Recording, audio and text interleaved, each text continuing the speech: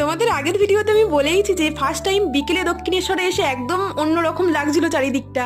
আর এই রাত্রেবেলা মায়ের মন্দির যে এতটা ভালো লাগতে পারে আমি সত্যি বলতে ভাবতে পারিনি, কারণ ফোনে ভিডিওতে ফটোতে অনেক দেখেছি রাত্রেবেলা এই লাইট জ্বললে কেমন লাগে, তবে সামনে থেকে দেখতে এত ভালো লাগছিল মানে কোনো কথা দিয়ে আমি সেটা তোমাদের বোঝাতে পারবো না।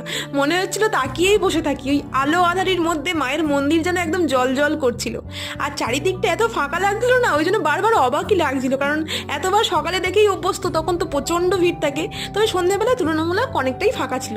মায়ের দর্শন আমরা অনেকক্ষণ ধরে ভালোভাবে করতে পেরেছি। মা হয়তো চেয়েছিল যে আজকে আমরা এসে এই সময়টা উপলব্ধি করি, তাই জন্য আমরা না বাড়ি থেকে ভাবি কি মানে কোনো রকমভাবেই প্রিপারেশন নিয়ে আসনি যে আজকে আমরা দক্ষিণেশ্বরে আসবো। ওই নৈহাটিতে পুজো দেওয়ার পরে যে ভোগের লাইনে দাঁড়িয়েছিলাম তখন মনে হলো যে এত তাড়াতাড়ি যখন সবকিছু হয়ে গেল, তখন মায়ের এত কাছাকাছি এসেছি যখন একবার মায়ের দর্শন করে যাই।